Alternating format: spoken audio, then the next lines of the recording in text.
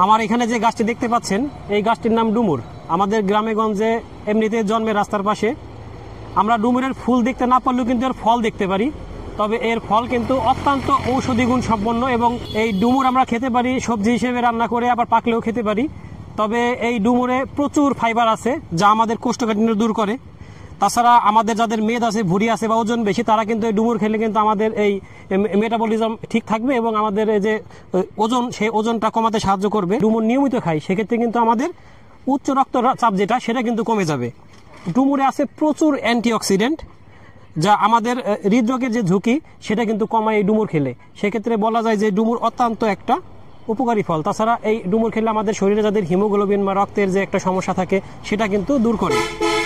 তাছাড়া এই ডুমুর খেলে কিন্তু আমাদের ত্বকের যে সমস্যা সেটাও কিন্তু দূর হয়। তাছাড়া বিশেষজ্ঞদের মতে এই ডুমুর খেলে গুটি বসন্ত, ডায়াবেটিক্স, কিডনি ও মূত্র সংক্রান্ত সমস্যা, স্নায়বিক দুর্বলতা, মস্তিষ্কের স্মৃতিশক্তি বৃদ্ধি, তাছাড়া টিউমারও দূর হয় এই ডুমুর খেলে। সেক্ষেত্রে বলা যায় অত্যন্ত মহামূল্যবান একটা ফল যেটা আমরা সহজেই খেতে পারি রাস্তার পাশ থেকে তুলে নিয়ে ফ্রিতে।